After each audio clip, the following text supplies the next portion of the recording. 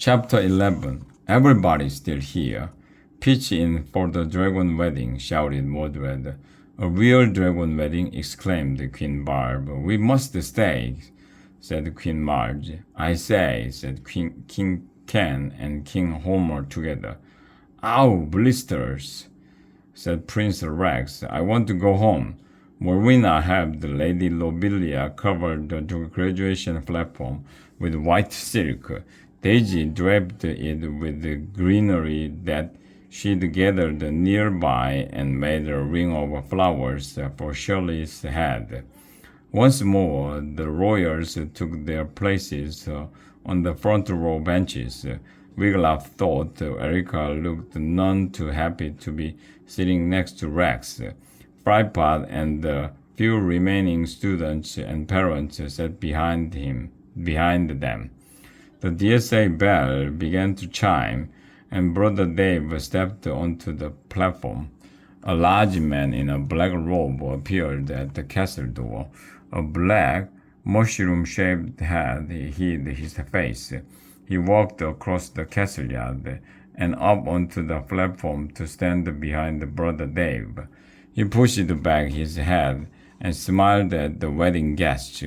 His gold front tooth glinted in the sunlight. Wiglaf gasped. It was Mordred.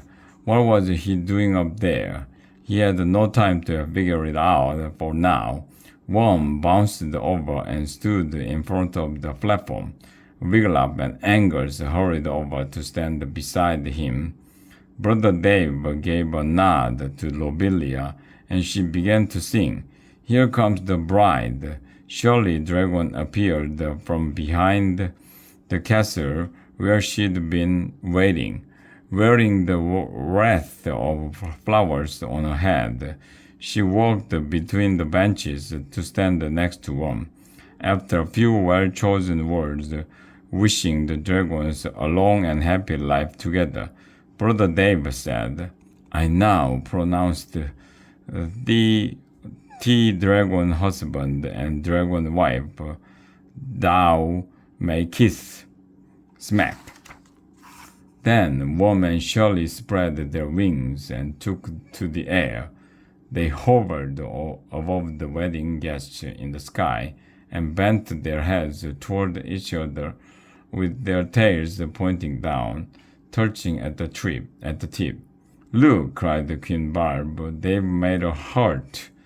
Isn't love grand? Said Queen Marge. Gross, cried Rex. He stuck his finger down his throat and made a loud gagging sound. Stop it, Rex, cried Queen Marge. I hate when you do that. Me too, said Erica. Goodbye, Worm. Goodbye, Shirley, Wiglaf called to the dragons as they flew off and disappeared into the clouds. How happy he was for them, and happy to know that Worm could always find him even back in Pinwick. All right, the wedding's over, shouted Mordred. Student teachers, get to work on that new sign. The young men picked up their ladders, paint pots, and brushes and rushed over to the castle gate. I will spell the words for you. Mordred barked at his hapless crew. Mary in Mordy's wedding, Marrin, Mordies, Weddingcastle. Got that? Now Wiglaf understood Mordred's get off for the wedding. He was planning to become marrying Mordy. And paint this, Mordred bellowed at his workers.